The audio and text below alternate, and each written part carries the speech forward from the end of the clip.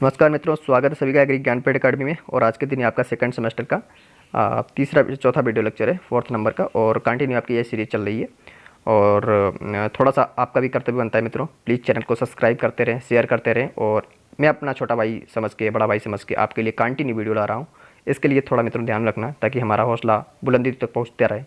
और आप लोग सहयोग करते रहेंगे तो हम कंटिन्यू कर पाएंगे, वरना बीच में भी बंद हो सकता है। क्योंकि जब सहयोग ही नहीं मिलेगा तो कोई पैसा नहीं लगता। अगर पैसा लगता हो मित्रों तो हम आप बिल्कुल ना करें, ठीक है। वैसे आपने कई सारे सब्सक्राइब किए रहेंगे, वहाँ तो पैसा नहीं लगा होगा ना। तो सेम यहाँ पर भी। और आपको पता होगा कितने सब्सक्राइब कम है, हमारा मनोबल कैसे डाउन हो। आपको पता होना चाहिए कि अगर आप 10 क्वेश्चन का एक PDF बनाएंगे तो कितना टाइम लगेगा। अब आप समझ लो कि ये 50 क्वेश्चन का एक PDF बनता है, ठीक है। ठीक है मित्रों, तो इतना तो सहयोग करते रहिएगा मित्रों। बहुत ही विनम्र स्वभाव से, बहुत ही ईमानदारी से बोल रहा हूँ ये चीज़ें, और आपको खुद समझना चाहिए। आप सभी ग्रेजुएट हो चुके हो। कोई नहीं, शुरू करता हूँ फिर से 51 नंबर क्वेश्चन से। 150 क्वेश्चन हो चुके थे और पिछले वीडियो में, तो ये 151वां क्वेश्चन है। क्वेश्चन है, ट्रांसप्लांटिंग से पहले नर्सरी में पौधों का तापमान कैसा होना चाहिए। ऑप्शन नंबर बी हो जाएगा, नियंत्रित और ठंडा। मित्रों आप लोग चैनल को विजिट करिएगा, प्लेलिस्ट देखिएगा। कुछ लोग कहते हैं कि वीडियो लेक्चर बहुत कम आते हैं। हम लगभग हर सब्जेक्ट पे 1000 क्वेश्चन ला देते हैं। 1000 क्वेश्चन, कभी कभी कम रह जाते होंगे तो 700-800 क्वेश्चन। टेलीग्राम ग्रुप ज्वाइन करिएगा, वहाँ पैड कुछ वगैरह चलती रहती हैं, वहाँ से आप काफ़ी क्वेश्चन प्रैक्टिस कर सकते हैं। हज़ारों क्वेश्चन की प्रैक्टिस करके भेजता हूँ। क्वेश्चन के आप भूखे नहीं रहोगे, ठीक है। इतना क्वेश्चन कर देते हैं कि आप, और सारे इंपॉर्टेंट होते हैं, इतना क्वेश्चन हो जाते हैं कि आप कर नहीं पाओगे, वरना आप लोग इधर उधर उड़ते रहते हो। कंटेंट बहुत है, आपने देख ही नहीं पाया। एग्री ज्ञानपीठ को एक बार विजिट करिए कायदे से। 52 नंबर क्वेश्चन है, 52। आलू की फसल में सिंचाई कितनी बार करनी चाहिए। ऑप्शन नंबर ए हो जाएगा, 3 से 4 दिन में एक बार, ठीक है। आलू की बात कर रहा है, यानी उचित अंतराल पर सिंचाई, फसल स्वस्थ रहती है, ठीक है। टमाटर की फसल में फल की पैदावार बढ़ाने के लिए कौन सा उर्वरक आवश्यक है। तो भाई पोटास होता है। पोटास से फसल की गुणवत्ता काफ़ी अच्छी हो जाती है, ठीक है। खरपतवार नियंत्रण के लिए फसल में किस प्रकार की छटाई करनी चाहिए। ऑप्शन नंबर हो जाएगा सी, फसल के अनुसार समय पर छटाई करना चाहिए, ठीक है। तो सही समय पर छटाई करने से खरपतवार काफ़ी कंट्रोल हो जाते हैं, ठीक है। फसल की, अगला है, मिर्च की फसल में पौधों के बीच उचित दूरी क्यों जरूरी है। ऑप्शन नंबर हो जाएगा डी, पौधों का पर्याप्त पोषण मिले, बिल्कुल। फसल का अच्छा विकास हो, बिल्कुल। रोग और कीट कम हो, बिल्कुल। तीनों के लिए, ठीक है। सही दूरी से स्वस्थ पौधे होते हैं, ठीक है मित्रों। सही दूरी से पौधे स्वस्थ होते हैं। आलू की फसल में कटाई के बाद किस तरह के कीट लगते हैं। ऑप्शन नंबर ए हो जाएगा, ट्यूबर कीट लगते हैं। आलू की फसल में ट्यूबर कीट लग जाते हैं, ठीक है।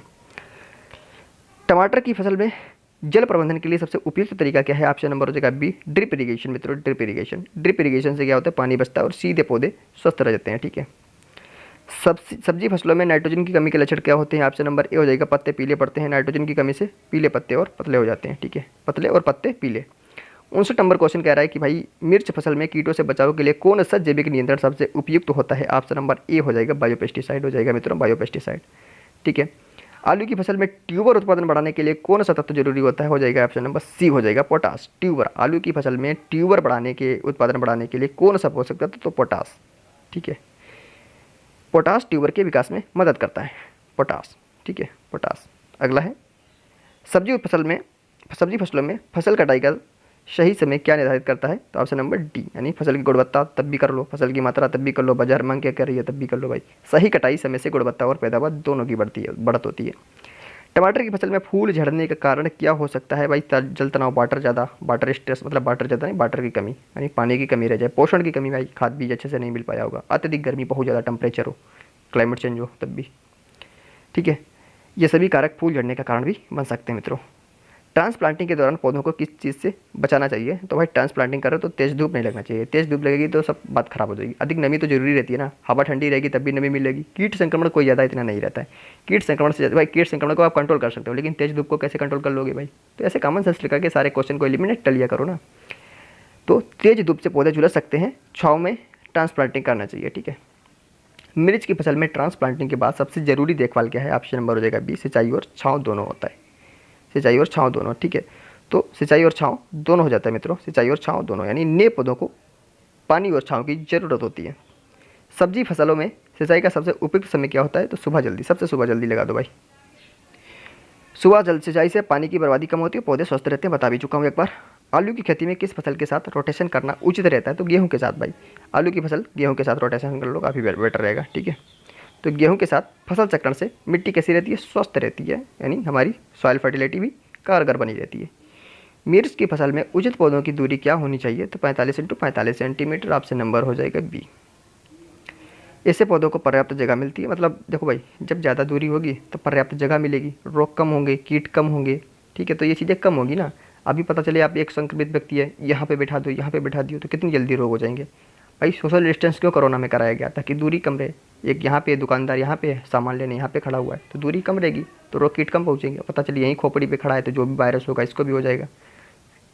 सब्जी फसलों में फसल कटाई के बाद क्या करना चाहिए? तो आपसे नंबर हो जाएगा बी, खेत की सफाई करनी चाहिए मित्रों, खेत की सफाई करना चाहिए, अवशेष हटा देना चाहिए, जो अवशेष हो जाते हैं, मतलब जो भी जैसे कि कोई भी जैसे धान गेहूँ या कुछ भी है, तो उससे जो डंठल वगैरह होते हैं, जो अवशेष हो जाते हैं, वो अगली फसल की तैयारी के लिए यूज़ करना चाहिए। ठीक है।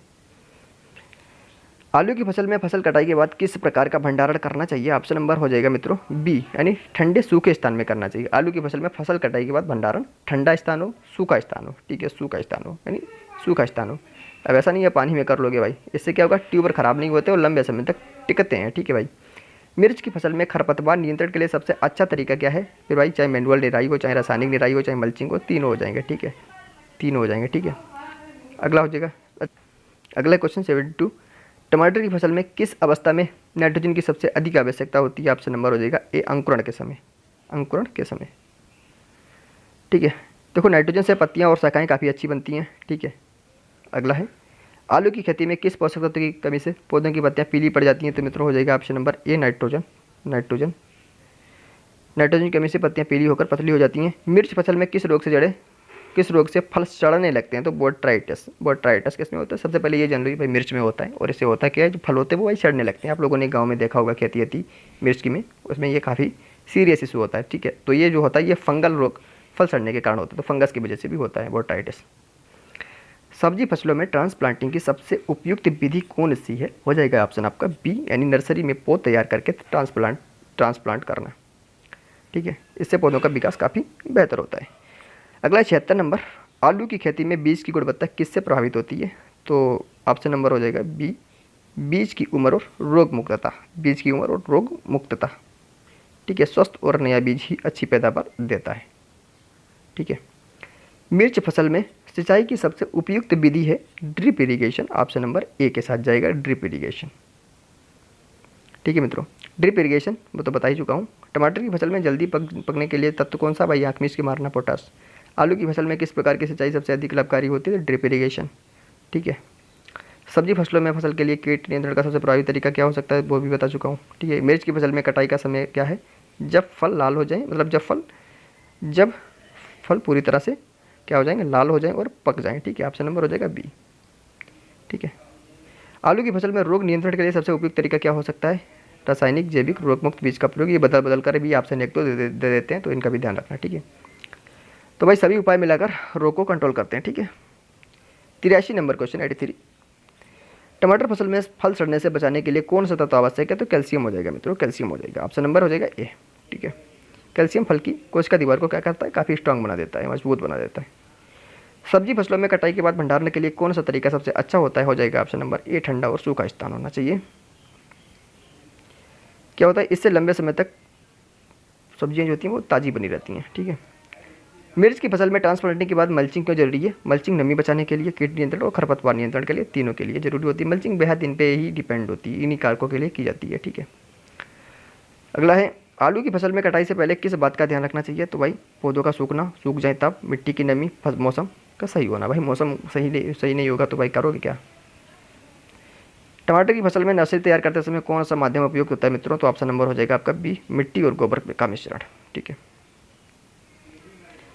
मिर्च फसल में फसल कटाई के बाद कौन सा काम करना चाहिए? तो फसल की सबसे पहले खेत की सफाई करो, नई फसल की तैयारी करो, कीट को कंट्रोल करो भाई। अगला है, आलू की फसल में किस रोग से बचाव के लिए क्रॉप रोटेशन जरूरी है? ऑप्शन नंबर ए हो जाएगा फाइटोप्थोरा। फाइटोप्थोरा, तो फाइटोप्थोरा है क्या? एक फंगल रोग है जो क्रॉप रोटेशन से बचाव करता है। ठीक है, सब्जी फसलों में फसल के विकास के लिए आवश्यक कारक कौन कौन से हैं? तो हो जाएगा ऑप्शन नंबर डी मित्रों, मिट्टी की गुणवत्ता, जल प्रबंधन, पोषण और कीट नियंत्रण। अगला है, टमाटर की फसल में देखो मित्रों कुछ रिपीट फायर क्वेश्चन आ गए जिसमें ऑप्शन नहीं मिलेंगे और काफ़ी बेहतर ये क्वेश्चन है। टमाटर की फसल में सिंचाई का सबसे अच्छा तरीका क्या है? थोड़ा जूम करके लगते। टमाटर की फसल में सिंचाई का सबसे अच्छा तरीका क्या है? तो ड्रिप इरिगेशन, जिससे पानी की बचत और पौधों को पानी सीधे मिलता है। ठीक है, अगला है फूल गोभी की फसल में फसल कटाई का सबसे उपयुक्त समय होता है जब फूल गोभी का फूल मतलब जो क्लस्टर होता है वो ठोस और सफ़ेद हो जाता है। फूल गोभी के फूल को क्या कहते हैं? क्लस्टर, ये भी ध्यान रखना है। प्याज की फसल में रोपण दूरी कितनी रखनी चाहिए? तो 10 से 15 सेंटीमीटर, पंक्ति के बीच 5 से 10 सेंटीमीटर के बीच होना चाहिए। भिंडी में कौन सा उर्वरक सबसे ज़्यादा आवश्यक होता है? तो नाइट्रोजन, क्योंकि यह पौधों की वृद्धि में सहायक होता है, तो भिंडी में काफ़ी इंपॉर्टेंट भूमिका निभाता है। लौकी की फसल में कीट नियंत्रण के लिए सबसे प्रभावी तरीका क्या हो सकता है? तो नीम का तेल छिड़काव और जैविक कीटनाशक, लौकी के लिए सबसे ज़्यादा। तो लौकी का तेल सबसे ज़्यादा किसमें? तो नीम के संबंधित है, नीम से, ये जरूर ध्यान रखना है। करेला की फसल में पौधरोपण के बाद पहली सिंचाई कब करना चाहिए? 5 से 7 दिन बाद करना चाहिए साथियों, 5 से 7 दिन बाद करना चाहिए। ठीक है, अगला है अदरक की फसल में कटाई के बाद मृदा प्रबंधन कैसे करें? तो खेत की गहरी जुताई और उर्वरक डालकर करना चाहिए। हल्दी की फसल में कटाई का सही समय कब होता है? जब पत्तियां पीली होने लगे, लगभग 7 से 9 महीने बाद। धनिया की फसल में बीज बोने के लिए सबसे अच्छा मौसम कौन सा है? सर्दी का मौसम, सर्दियों का मौसम मित्रों। ऑप्शन नहीं नंबर क्या बताएंगे? जीरा की फसल में पौधरोपण से पहले बीजों का उपचार क्यों जरूरी है? रोग नियंत्रण और अंकुरण बढ़ाने के लिए। तो अंकुरण बढ़ाने के लिए काफ़ी उपचार किया जाता है। ठीक है, अगला है सौंफ की फसल में फसल कटाई के बाद बुवाई के लिए कौन सा तरीका उपयुक्त है? तो गहरी जुताई करो और खेत की सफाई कर दो भाई। ठीक है, 69 नंबर क्वेश्चन 69, काली मिर्च की फसल में पौधों को सहारा देने का सबसे अच्छा तरीका क्या होता है? बार ऑप्शन नंबर लकड़ी के खंभे या पेड़ के सहारे। ठीक है, इलायची की फसल में सिंचाई की आवृत्ति कितनी बार? तो हफ्ते में 1 बार। इलायची में डायरेक्ट ऐसे ही पूछता है आजकल, ये नहीं पूछेगा 11 दिन 12 दिन, बहुत ही रेयरली केस में पूछ रहा है। जैसा पैटर्न चलता है उसी तरीके से हम भी चलते हैं भाई। आलू की फसल में कौन सा उर्वरक सबसे ज़्यादा उपयोग होता है? तो नाइट्रोजन होता है, 71 का नाइट्रोजन। टमाटर में फल सड़ने से बचाने के लिए कौन सा प्रबंधन तकनीक अपनाई जाती है? तो उचित सिंचाई और कैल्शियम छिड़काव, उचित सिंचाई और कैल्शियम का छिड़काव कर दो। फूल गोभी की फसल में पौधरोपण की दूरी क्या होनी चाहिए? तो 45 × 45 सेंटीमीटर साथी होनी चाहिए, 45 × 45। प्याज की फसल में रोपण के बाद पहली सिंचाई कब करें? तो 7 से 10 दिन बाद करना चाहिए। ठीक है, भिंडी की फसल में कटाई के लिए सबसे अच्छा समय होता है तो जब फल 5 से 7 सेंटीमीटर लंबे और हरे हो जाएं। ठीक है, लौकी की फसल में बीज बोने का सबसे अच्छा तरीका है, ऑप्शन नंबर हो जाएगा नर्सरी में बीज बोकर ट्रांसप्लांटिंग करना, बार ऑप्शन नंबर। करेला की फसल में मुख्य रोग कौन होते हैं? तो पाउडरी मिल्ड्यू और गम रोग होते हैं, पाउडरी मिल्ड्यू और गम रोग। अदरक की फसल में कटाई के बाद फसल अवशेष क्या करें? तो उन्हें खेत में मिलाएं ताकि मिट्टी की उर्वरता बढ़े। अगला है 79, हल्दी की फसल में सिंचाई कितनी बार करना चाहिए? तो प्रति सप्ताह 2 से 3 बार करना चाहिए। ठीक है, अगला है और आपका लास्ट क्वेश्चन है 80 नंबर, धनिया की फसल में उर्वरक के रूप में किसकी अधिक ज़रूरत होती है? तो हो जाएगा फास्फोरस की मित्रों। तो ये रहे आपके काफ़ी क्वेश्चन हो चुके मित्रों इसमें, और फिर नेक्स्ट वीडियो में मिलता हूँ। तब तक के लिए आप लोग कंटिन्यू देखते रहिएगा और साथियों को शेयर करते रहिएगा। और जो भी वेजिटेबल क्रॉप से आपके बीएससी एग्रीकल्चर सेकंड सेमेस्टर से रिलेटेड इस सब्जेक्ट से जो भी वीडियो लेक्चर होंगे, जो भी सिलेबस होगा, सारे करा दिया जाएगा, एक भी क्वेश्चन नहीं छोड़ा जाएगा। सारी टॉपिकों को बहुत ही महत्वपूर्ण पहलुओं के तहत समझकर ही यहाँ पे आपके सामने कंटेंट को दिया जाता है, और ना कि कंटेंट को एक